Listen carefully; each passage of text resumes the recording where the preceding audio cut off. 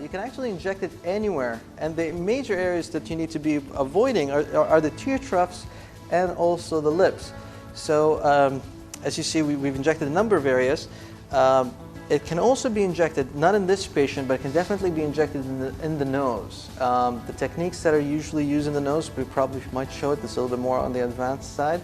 But at the same time, the nice thing about it is that it is great for those who are still afraid to have any surgical procedure to be performed on their nose, or at the same time they've had plastic surgery on the nose and they've developed certain problems, post-surgery.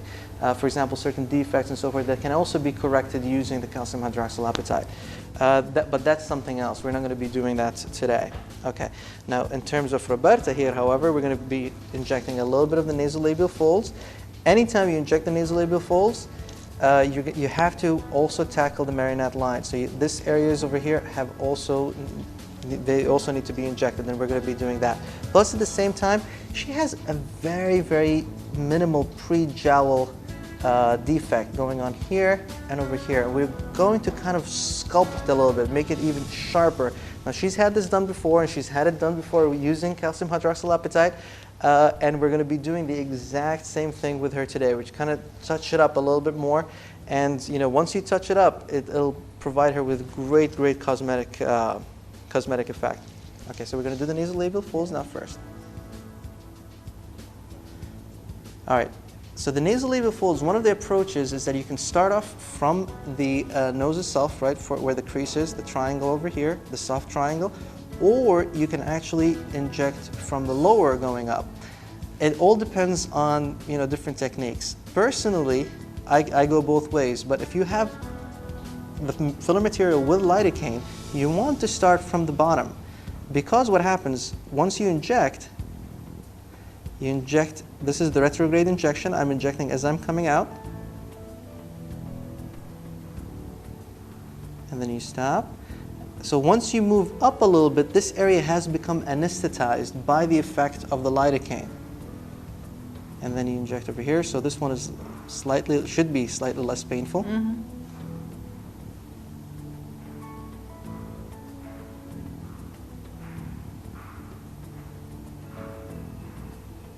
Perfect. All right. Massaging is also very, very important here. And we use a very, very small amount. We were talking about 0.2 right here, and that's all she's going to need. Because we've injected the cheeks first, the mid cheeks, and also the cheeks itself, she requires a very, very small amount to be injected in the nasolabial folds. I'm going to continue doing the same towards the marionettes, and we've shown it before. This is the area, the insertion is going to be right here. You inject. I see the needle here. I will inject a little bit of the material as I'm coming out.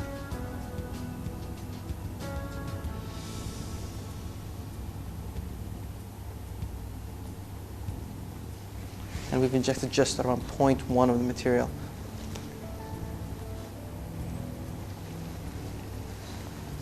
She needs a little bit more. And we're dealing just the corners of the mouth. We are not injecting her lips.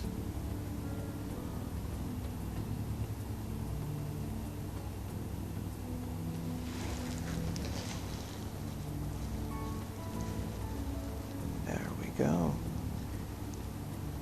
All right. Okay. So now I'm going to move towards the other side, and we're going to do the check going in. Got a little bit coming out. You stop. And then you move a little bit up. That area should be anesthetized just a little bit.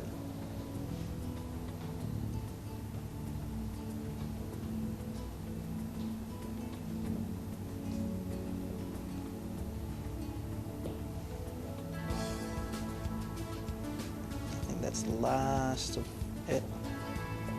There we go. Perfect. And you massage. And then finally we do the marionettes. The marionettes, you basically look at the angle, follow the angle, that's where it is. Insertion is right here.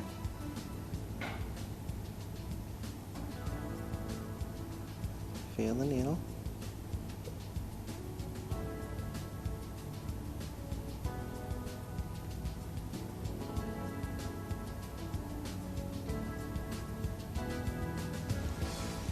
very small amount.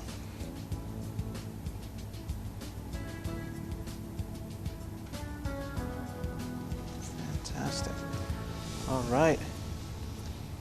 So we're done mainly with the nasolabials. I'm going to ask Roberta to sit up again so that I can reassess the nasolabials. I'm going to also, I mean, she's got a great aesthetic eye herself, and I'm going to ask her whether she needs anything else to be done, or or she's completely satisfied, or she needs anything more. So, it's true, yes. I'm very happy. So there you go. So you could definitely inject Radiesse in the oral, right on the oral commissures. Once you do that, you may not even need any lip volume. Okay, yes. If the patients are satisfied, you simply stop there. Okay, whenever I do the chin, I always like to kind of have the neck fully exposed. So what I usually put is basically I can either put a pillow or a little towel. I fold up the towel, put it right underneath the neck so that I can actually have the full neck exposed over here, and I can see where the defects are going to be that she needs it. Now she is very well chiseled because, like I said, I mean, she's had this done before, so we're basically going to be touching it up. And the way to approach it is, there are a number of ways, but all of them are basically going to be quite on the deeper side. So I can see that the defect is right over here. That's the area basically where the different compartments are going to be. This whole area belongs to the cheek compartment, so it mainly goes all the way down to here. This here belongs to the chin compartment, and the pre-jowls, or the pre-jowl sulcus, usually occurs right over here, and that's the area that needs to be kind of filled up a little bit. Now, this area can be treated, and we definitely made it less so by injecting the temples, by injecting the cheeks. And now what we're going to be doing is that we're going to be injecting this area over here to kind of complete the picture. I personally like to kind of put my non-dominant, so I like doing this so that it runs very parallel to it. Okay, and at the same time we're going to be injecting it quite parallelly, but at the same time more on the deep side. So we go deep, we're quite deep, we're very, very deep. And at the same time, I'm injecting as I go in. It's very important to do that because there's a huge structure right over here, okay? It's basically a large artery, a large vessel, that once it's nicked, it's going to cause a lot of bleeding or cause a lot of bruising to happen. So, and we want to try to avoid this. I want Roberta also to go outside today and have lunch with her girlfriends.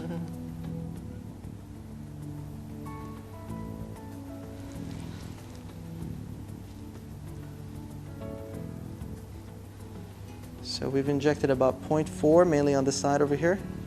And as you can see, it's given her that chiseled look compared to the other side. Same thing, quite deep.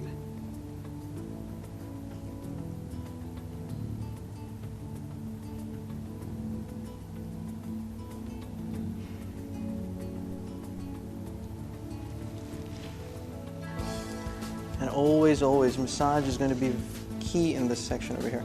Now, the change might not be significant on the camera, but for the patient who sees herself each and every day, especially a person such as Roberta, who's quite astute and she's quite picky in the way that she looks, she's definitely gonna notice a difference between the two sides.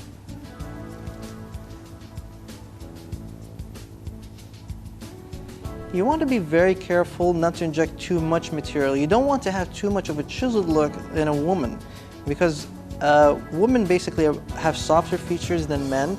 You don't want to create that Superman jaw in a woman. So you want to have her jaws sharp and edgy, but at the same time also softer. So you want to try to avoid injecting a lot of material in there. So that's mainly the jaw area. And then I'm going to inject just a very tiny amount in the chin to kind of give me a little bit more volume.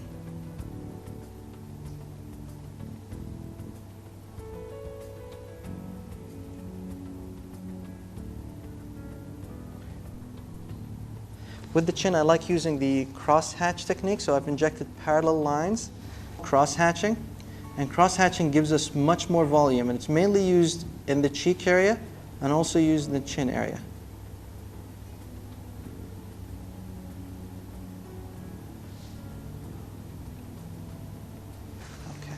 So I think that is enough for her on one side. We've injected about 1 full ml.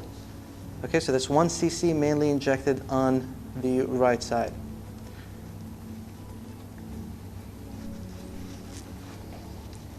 I would like to assess her, and I believe she also likes to assess herself. So let's have her sit up. See, she is more depressed. Right here, it's become much sharper now. Yeah, and here is depressed, and here is. Yes. Yeah, he started to be deeper and deeper. Absolutely. Yeah, and also it goes all together, and it's more harmonic. Right. Okay. Here is straight. Over here, there's a defect right over here. Okay, it might be difficult to kind of assess because of the shadowing, but you can definitely see that there's that defect right over here as compared to the other side, and that's what we're going to be trying to correct. We will correct this area first, and then, all right, the same thing is this, you know, we do the exact same thing. With my non-dominant hand, I will put it right where the mandible is, and I'm going to run parallel to it.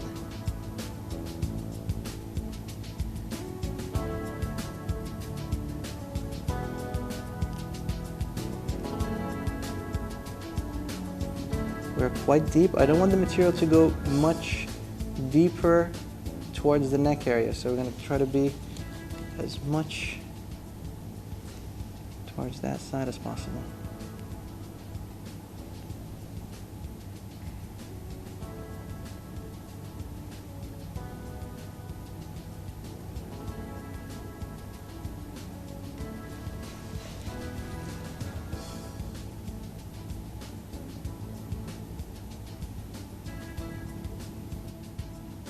The left side is always a little tricky, just because, you know, you're using your right hand in a place that it's just, you know, difficult to kind of approach.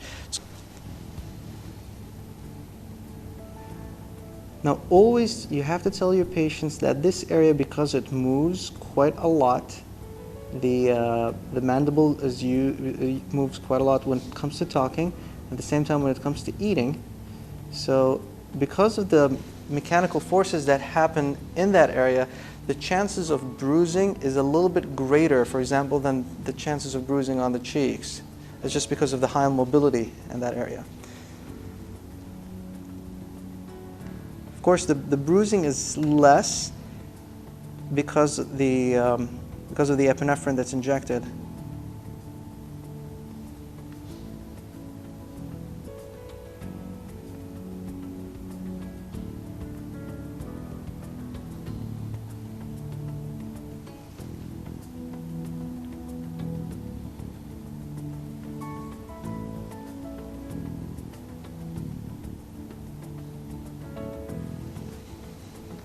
Now I find that she's going to need a little bit more, and I'm injecting a little bit more on the left side compared to the right. The reason for this is that, you know, some people have, you know, asymmetries. It is very important to know that you don't want to kind of say, I injected 0.5 here, I have to inject 0.5 there. No. You inject as much as basically needed to provide you with the best aesthetic outcome in the end. That's the goal.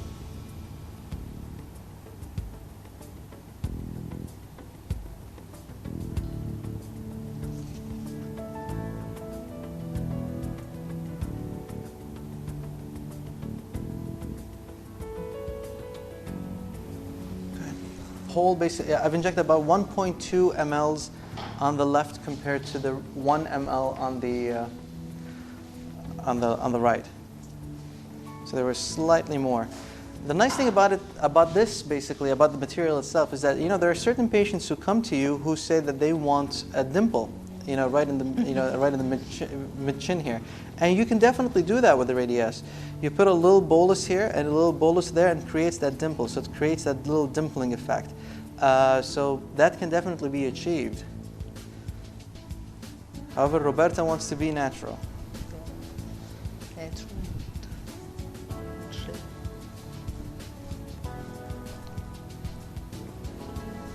So I always look at her from the top, just to make sure that they're quite symmetric from here.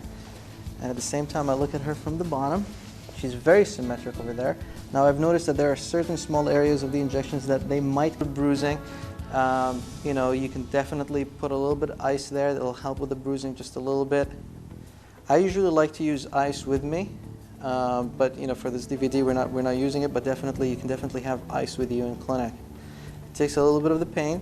Plus, at the same time, it also, you know, prevents bruising from happening. Now I'm going to ask her to sit up for me. Yeah, so definitely a great change going on here. And at the same time, it's not too much. It's definitely not too much. No, it's enough. Good amount. Yeah, it's enough. It's enough. All right. Very, very happy. Here it is.